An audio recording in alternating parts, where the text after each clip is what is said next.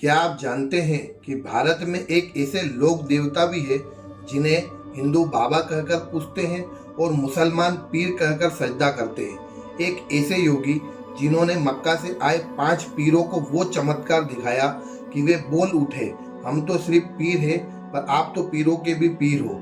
आज हम जानेंगे बाबा रामदेव जी के दिव्य जन्म, उनके हैरत अंगेज चमत्कारों को और उस रहस्यमय कहानी को जो उनके मंदिर में बनी 5 पीरों की मजारों में छिपी है। तो बने रहिए हमारे साथ इस अद्भुत सफर में। बात 15वीं सदी की है, जब भारत की धरती पर उथल पुथल मची हुई थी। पश्चिमी राजस्थान के पोखरण इलाके में राजा अजमल जी तंवर और रानी मेणादे का राज था। वे अपनी प्रजा से बहुत प्यार करते थे, लेकिन उनके दिल में एक बहुत बड़ा दुख था। वे बेऔलाद थे, इस वजह से उन्हें समाज के ताने भी सुनना पड़ते थे। एक दिन कुछ किसान अपने खेतों में बुआई करने जा रहे थे और रास्ते में उन्हें राजा अजमल जी मिल गए।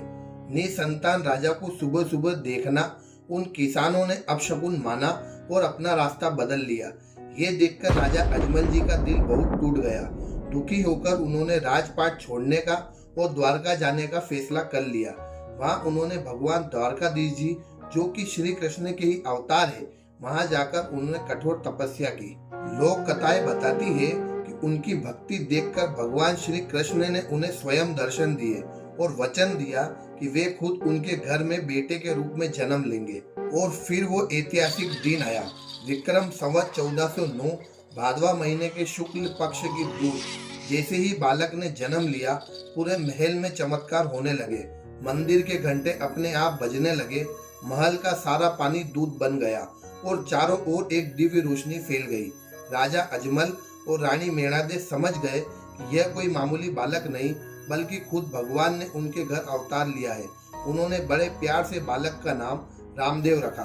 पर्चा का मतलब है चमत्कार। बाबा रामदेव जी ने बचपन से ही अपने पर्चे दिखाने शुरू कर दिए थे, जो उनके भगवान होने का सबूत थे। एक कहानी बहुत मशहूर है। एक दिन माँ मेणादे बालक रामदेव जी को दूध पिला रही थी और पास ही में चूल्हे पर दूध का बर्तन भी चढ़ा रखा था। अचानक दूध उबलकर गिरने लगा। जैसे ही माँ मेणादे ने बालक को गोद से उतारकर दूध बचाने की दौड़ी, नन्हे रामदेव ने अपनी शक्ति से वहीं बैठे बैठे अपना हाथ लंबा किया और उबलते दूध के बर्तन को नीचे उतार दिया। ये नजारा देखकर माता पिता की तो जैसे सांस ही रुक गई। एक और किस्सा उनके कपड़े के घोड़े का है। एक बार रामदेव जी ने एक खिलौने घोड़े के लिए जीत की।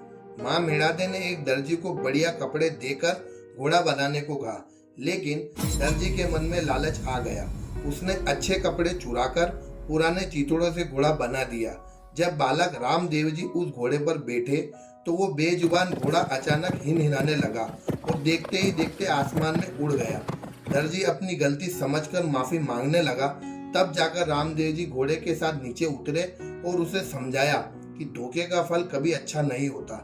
ये घटनाएं किसी बच्चे के खेल नहीं थे, बल्कि इस बात का इशारा थी कि धरती पर एक युग पुरुष का जन्म हो चुका है। उन दिनों पोखरण और आसपास का इलाका भैरव नाम के एक क्रूर राक्षस के आतंक से कांपता था। कहा जाता है कि वो इतना खूंखार था कि इंसानों की गंध सूंघते ही उसे मार डालता था। उसके डर से कई गांव वीराने हो गए थे। लोग या तो मर गए थे या अपना घर बार छोड़कर भाग गए थे। जब रामदेव जी थोड़े बड़े हुए तो उन्होंने इस आतंक को खत्म करने की ठानी। वे अपने गुरु योगी बालीनाथ जी के आश्रम पहुंचे। भैरव राक्षस गुरु बालीनाथ जी के तप से डरता था, पर आश्रम के पास ही मंडराता रहता था। एक दिन जब भैरव आश्रम में घुसा तो गुरु बालीनाथ ने रामदेव जी को एक गुदड़ी के नीचे छिपा दिया, लेकिन राक्षस को इंसानों की गंध आ गई। वो गुदड़ी को खींचने लगा। तभी चमत्कार हुआ। वो गुदड़ी द्रौपदी की चीर की तरह बढ़ने लगी। उसका कोई अंत ही नहीं मिला।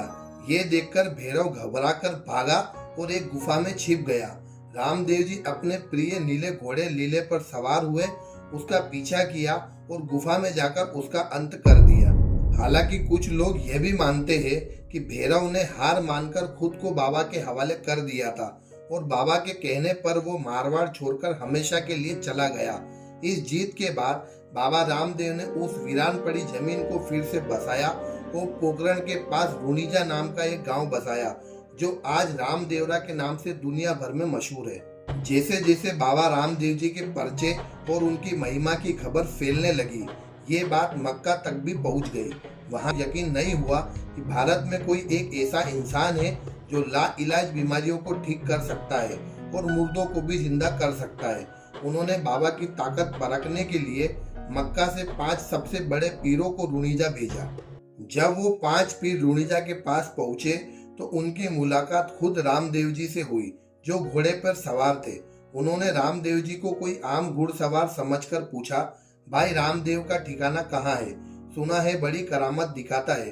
रामदेव जी मुस्कुराए और बोले, मैं ही रामदेव हूँ, बताइए मेरे लायक क्या सेवा है? बाबा ने बड़े सम्मान से 5 पीरों को अपने घर खाने पर बुलाया। यहाँ अपनी शक्ति दिखाने और रामदेव जी को आजमाने की पहली कोशिश की। एक कथा के अनुसार उन्होंने पास के एक पेड़ से दातुन की 5 सूखी टहनियां तोड़ी और उन्हें जमीन में गाड़ दिया। देखते ही देखते वे सूखी टहनियां हरे भरे 5 विशाल पीपल के पेड़ों में बदल गई। ये पीरों की तरफ से पहली आजमाइश थी। थोड़ी देर बाद जब वे रुणीजा की ओर जा रहे थे तो पीरों ने तेज धूप से बचने के लिए अपनी शक्ति से एक चादर हवा में तान दी। जवाब में बाबा रामदेव जी ने अपने सुदर्शन चक्र के प्रभाव से चारों ओर एक ऐसी घनी छाया कर दी कि पीरों की चादर का चमत्कार फीका पड़ गया। कहानियों में एक और घटना का जिक्र आता है। कहते हैं इस सफर में बाबा रामदेव जी के एक साथी थे, स्वात्य भाटी। स्वात्य भाटी को एक जहरीले सांप ने डस लिया, जिससे उसकी मौत हो गई। ये देखकर पीरों को लगा कि अब उन्हें आजमाने का सही मौका है। अगर यह सच में चमत्कारी है तो अपने दोस्त को जिंदा करके दिखाए। बाबा रामदेव जी ने सिर्फ स्वात्य भाटी का हाथ पकड़ा और बोले, मित्र उठो, ये सोने का समय नहीं है। देखो घर पर मेहमान आए हैं। इतना सुनते ही स्वात्य भाटी ऐसे उठकर बैठ गया जैसे गहरी नींद से जागा हो। जब खाना परोसने जाने लगा तो एक पीर ने अपनी शर्त रखी, हमें तो सिर्फ अपने खास कटोरे में ही खाना खाने की आदत है और वो हम मक्का में ही भूल आए। अगर आप उन्हें यहाँ मंगवा सकते हो तभी हम खाना खाएंगे। ये असल में बाबा की परीक्षा थी। बाबा रामदेव जी ने शांति से कहा, मेहमानों को बिना खिलाए भेजना हमारा धर्म नहीं है। आपकी इच्छा जरूर पूरी होगी। उन्होंने अपनी आंखें बंद की, अपना हाथ आगे बढ़ाया और अगले ही पल वही 5 कटोरे जो मीलों दूर मक्का में रखे थे उन पीरों के सामने आ गए। वे समझ गए कि यह कोई मामूली इंसान नहीं बल्कि खुद खुदा का भेजा हुआ कोई नूर है।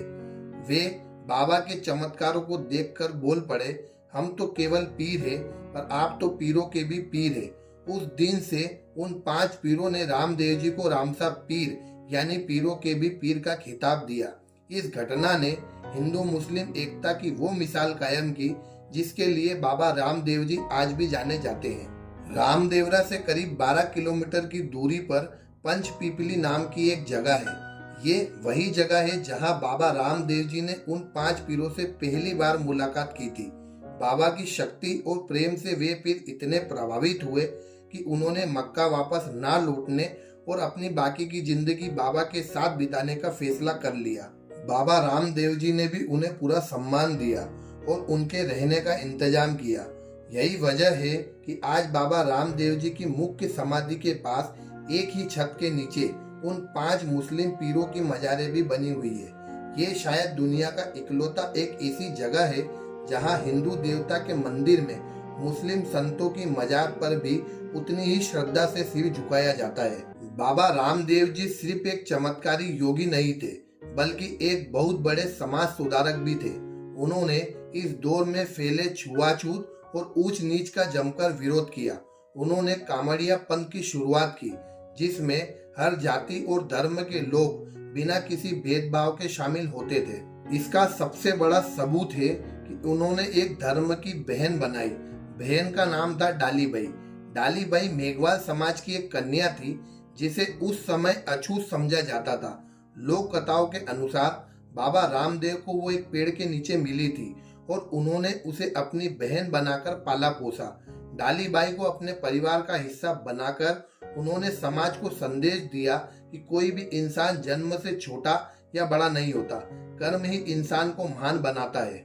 डालीबाई की भक्ति इतनी गहरी थी कि जब बाबा रामदेव जी ने समाधि लेने का फैसला किया तो डालीबाई ने उनसे एक दिन पहले उसी जगह पर जीवित समाधि ले ली। आज भी रामदेवरा में बाबा की समाधि के ठीक पास डालीबाई की समाधि है और भक्त बाबा के दर्शन करने से पहले डालीबाई को नमन करते हैं। जब रामदेव जी को लगा कि उनके जीवन का मकसद पूरा हो गया है तो सिर्फ 33 साल की उम्र में उन्होंने जीवित समाधि लेने का फैसला कर लिया। उन्होंने विक्रम संवत 1442 में भाद्वा पद महीने के शुक्ल एकादशी का दिन चुना। रुणीजा में उन्होंने राम सरोवर नाम का एक तालाब भी बनवाया और उसी के किनारे समाधि लेने की घोषणा की। अपने आखिरी उपदेशों में उन्होंने कहा, मैं सिर्फ शरीर छोड़ रहा हूँ पर अपनी आत्मा से हमेशा अपने भक्तों के पास ही रहूंगा। जो भी सच्चे दिल से मुझे पुकारेगा मैं उसकी मदद के लिए जरूर पहुंचूंगा। मेरी पूजा में कभी कोई भेदभाव मत करना। हजारों भक्तों की मौजूदगी में जय बाबा जी के जयकारों के बीच बाबा रामदेव जी ने जीवित समाधि ले ली। बाबा रामदेव जी, जिन्हें हिंदू कृष्ण का अवतार मानते हैं और मुस्लिम राम सा पीर कर कर पुकारते हैं, आज भी करोड़ों लोगों की आस्था का सबसे बड़ा केंद्र है। उन्होंने यूं तो कई चमत्कार दिखाए, लेकिन उनका सबसे बड़ा चमत्कार था इंसानों को इंसानों से जोड़ना। उनकी समाधि, 5 पीरों की मजारें और डालीबाई की कहानी सब हमें यह सिखाती है कि सच्ची श्रद्धा किसी भेदभाव की मोहताज नहीं होती। रामदेवरा का मेला आज भी हिंदू मुस्लिम एकता की सबसे बड़ी मिसाल है, जहां सिर्फ भारत से ही नहीं बल्कि पाकिस्तान से भी लोग एक ही यकीन के साथ अपना सिर झुकाने आते हैं। अगर आपको बाबा रामदेव जी की ये कहानी दिल को छू गई हो तो इस वीडियो को लाइक करें और बाबा का यह संदेश हर किसी तक पहुंचाने के लिए इसे अपने दोस्तों और परिवार के साथ शेयर जरूर करें। ऐसी ही और दिव्य कहानियों से जुड़े रहने के लिए हमारे चैनल को सब्सक्राइब करना ना भूलें।